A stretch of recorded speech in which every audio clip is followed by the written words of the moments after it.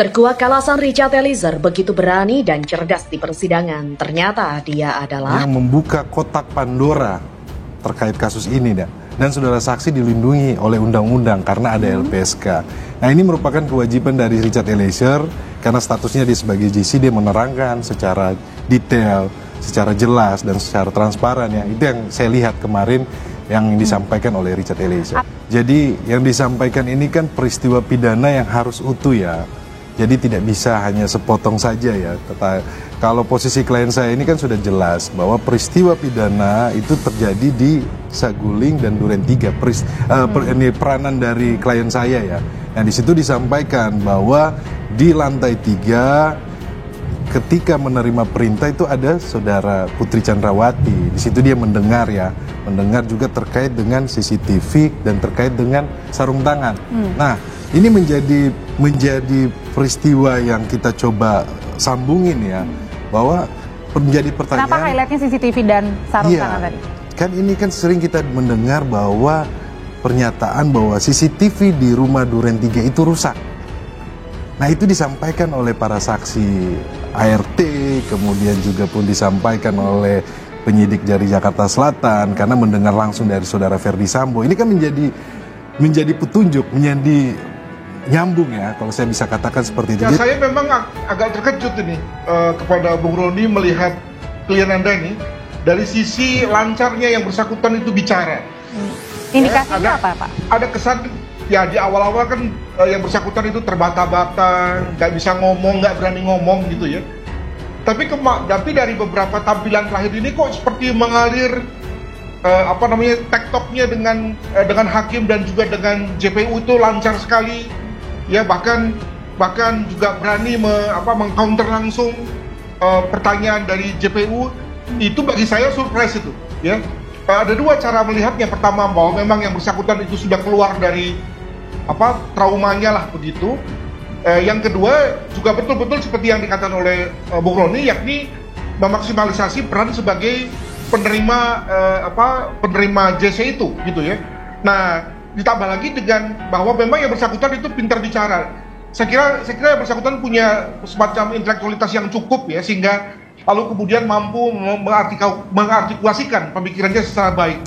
Sebab ada saja orang yang juga penerima JC, Bung Roni, tapi ya dasarnya nggak bisa bicara, ya tetap saja kemungkinan lalu kemampuan mengartikulasikannya juga terbatas. Nah, ditambah lagi dengan cara hakim dan hakim terutama yang lebih membuka pertanyaan yang open question ya, menggali, tidak ngejar tapi menggali, dan itu kemudian lalu kelihatannya cocok dengan kemampuan Eliezer untuk berbicara secara naratif, bahkan pada hal-hal yang detail dia masih ingat dan juga mampu mengutarakannya.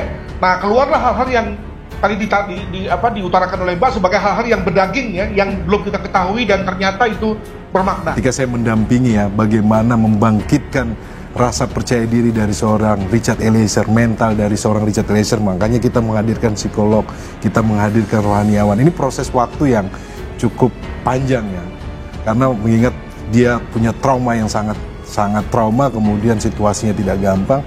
Tapi kita lihat dengan persidangan yang kemarin, saya cuma sampaikan kepada Richard Eliezer seperti ini. Richard, sudah sampaikan semuanya aja.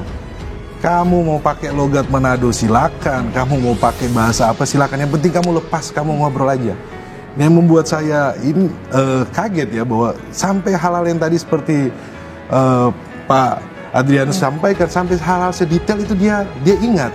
Contohnya terkait ketika dan itu sebenarnya sebelumnya tidak pernah juga didiskusikan atau tidak ada.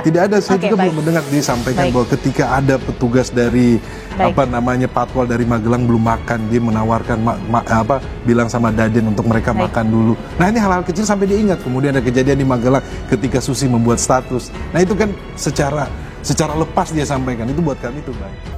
Sebuah fakta mengejutkan datang dari sosok Richard Eliezer, terdakwa kasus pembunuhan terhadap Brigadir J. Ternyata merupakan seorang mahasiswa hukum. Sejak awal kasus dibuka, Richard menjadi salah satu orang yang mendapat paling banyak perhatian dari publik. Hal ini bisa terjadi karena hanya Richard Eliezer saja yang berani melawan Ferdy Sambo secara terang-terangan di persidangan. Richard Eliezer bahkan mengaku bahwa Ferdy Sambo telah memberinya skenario untuk memanipulasi fakta dari kasus pembunuhan terhadap Brigadir J. Seolah tidak kenal takut pada mantan Kadif, Richard Eliezer berjanji untuk membela Brigadir J terkait dan mengungkap kebenaran dari kasus pembunuhan oleh terdakwa utama Ferdy Sambo. Atas tindakannya itu, Richard Eliezer akhirnya mendapatkan predikat sebagai Justice Collaborator. Baru-baru ini, sebuah fakta menarik ditemukan dari sosok Richard Eliezer berkaitan dengan kehidupan pribadinya. Menariknya, Richard Eliezer ternyata tercatat sebagai salah seorang mahasiswa S1 Hukum di Sekolah Tinggi Ilmu Hukum dan Politik Pelopor Bangsa.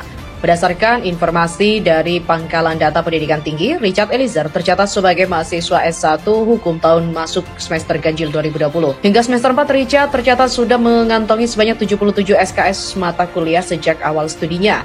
Walaupun demikian, hingga saat ini tidak diketahui bagaimana status kelanjutan Richard Eliezer sebagai mahasiswa itu. Apalagi dengan terseretnya dia ke dalam kasus pembunuhan terhadap Brigadir J membuatnya harus berhenti.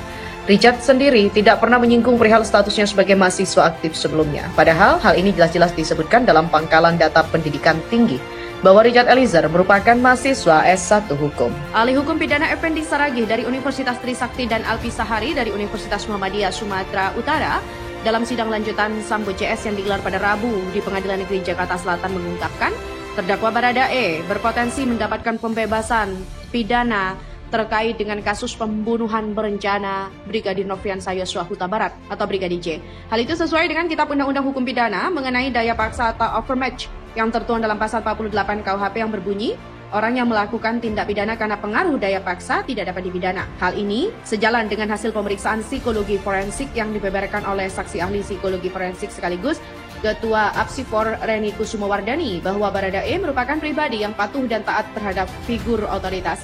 Kemudian Baradae juga memiliki ketakutan, kecemasan, tidak berani menolak perintah, tidak memiliki daya untuk melakukan perlawanan meski perintah yang diberikan pimpinan bukanlah hal perintah yang benar. Roni Talapesi, kuasa hukum Richard Eliezer mengatakan setelah mendengar kesaksian dari saksi ahli hukum dan saksi ahli pidana, pihaknya merasa diuntungkan melihat harapan dan optimis akan mendapatkan penghapusan pidana. Yang kedua, terkait keadaan psikologinya tadi, sudah disampaikan oleh psikologi forensik bahwa ada ketakutan, kemudian kecemasan ketika disuruh memilih untuk berpikir. Dia ada ketakutan yang sangat tinggi sehingga dia patuh dan taat yang sangat tinggi itu, kata Roni Talapesi. Kuasa hukum Baradae juga berharap Majelis Hakim dan JPU dapat melihat fakta-fakta itu.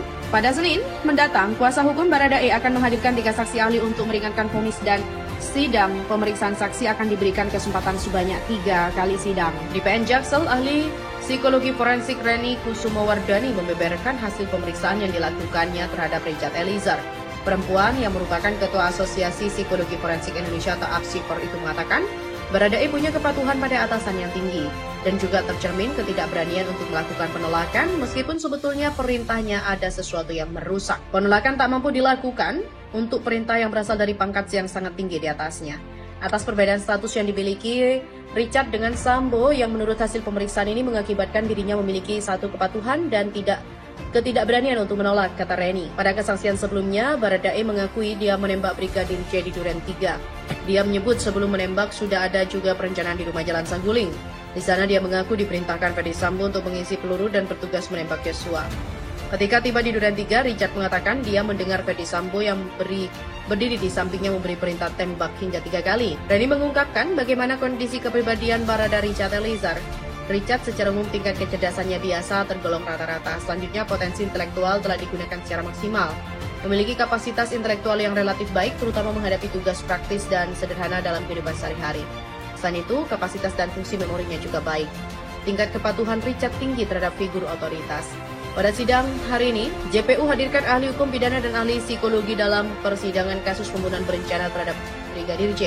Ahli itu bakal memberikan pendapat secara keilmuan masing-masing untuk terdakwa Ferdy Sambo, Putri Candrawati, Richard Eliezer, Ricky Rizal, dan juga Kuat Ma'ruf. Adapun ahli dihadirkan jaksa adalah ahli hukum pidana dari Universitas Trisakti Effendi Saragih dan ahli psikologi sekaligus Ketua Asosiasi Psikologi Forensik Indonesia, APSIFOR Reni Kusumawardani. Terkait kasus ini, Ferdy Sambo didakwa melakukan pembunuhan berencana terhadap Brigadir J bersama Putri Candrawati, Richard Eliezer, Ricky Rizal, dan Kuat Ma'ruf. Dalam dakwaan disebutkan bahwa Eliezer menembak Brigadir J atas perintah mantan Kadifropam Ferdy Sambo. Peristiwa pembunuhan Yosua itu terjadi akibat cerita sepihak istri Ferdy Sambo, Putri, yang mengaku dilecehkan Yosua. Kemudian Ferdy Sambo marah dan merencanakan pembunuhan terhadap Yosua yang melibatkan Richard dan Kuat. Akhirnya Brigadir J tewas di rumah dinas Sambo di Kompleks Polri Duren 3, Jakarta Selatan pada 8 Juli. Soal adanya pelecehan sangat diragukan oleh pihak keluarga, aktivis perempuan juga banyak yang tidak mau memberikan dukungan pada Putri. karena dianggap cerita pelecehan dan kekerasan seksual itu tidak masuk akal. Namun pihak Ferdy Sambo meyakini adanya kasus itu yang membuat Ferdy Sambo ingin klarifikasi, tapi akhirnya terjadi penembakan karena Baradae salah menerjemahkan perintah.